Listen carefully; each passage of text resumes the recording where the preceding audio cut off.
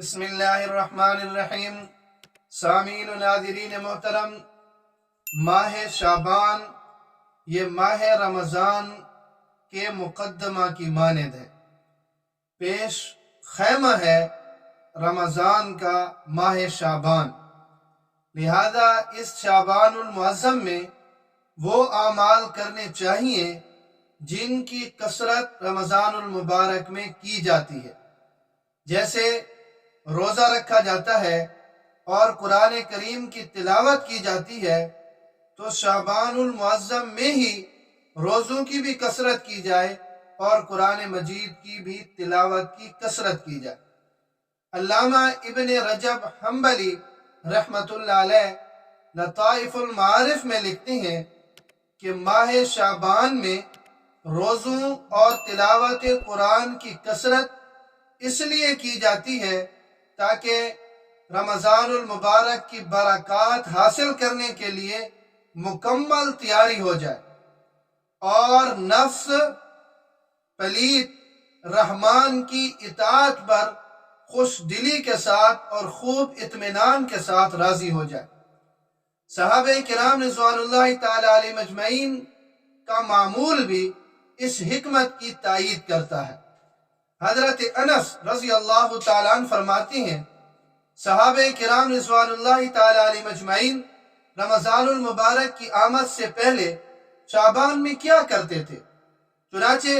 وہ ارشاد فرماتی ہیں کہ کان المسلمون اذا دخل شعبان اکبوا علی المصاحف فقرؤوها واخرجوا زکاة اموالهم تقویتا للضعیف والمسکین علی صیام رمضان، کہ رمضان المبارک کے شروع ہونے سے پہلے شعبان کے اندر ہی مسلمان یعنی صحابہ کرام رضوان اللہ تعالی علیہ مجمعین قرآن کریم کی طرف جھک جاتے تھے، یعنی قرآن کریم کی تلاوت کی طرف اشارہ ہے کہ کثرت کے ساتھ تلاوت کیا کرتے تھے اور اپنے اموال کی مالوں کی زکوٰۃ نکالتے تھے تاکہ غریب اور مسکین لوگ روزے اور ماہ رمضان بہتر طور پر گزار سکے۔ تو یہ تھا صحابہ کرام رضوان اللہ تعالی علیہ مجمعین کا معمول رمضان المبارک کے آنے سے پہلے۔ شعبان کے اندر ہی وہ سارے کام شروع کر دیتے تھے نیکیوں کے جو رمضان المبارک میں کیے جاتے ہیں، اس لیے کہ رمضان المبارک نیکیوں کا سیزن ہے۔ جیسے ہر چیز کا ایک سیزن ہوتا ہے نا، تو رمضان المبارک نیکیوں کا ایک سیزن ہے اور اللہ رب العزت کی رحمتوں کو لوٹنے کا سیزن ہے کہ اللہ رب العزت کی رحمتیں اور برکتیں بے پناہ، بے پایاں، بے انتہا، بے کراں اس مہینے میں برستی ہیں، دھواں دھار برستی ہیں اور بارش سے بھی زیادہ تیز برستی ہیں۔ تو لہٰذا ان برکات سے اور ان سعادتوں سے فائدہ حاصل کرنے کے لیے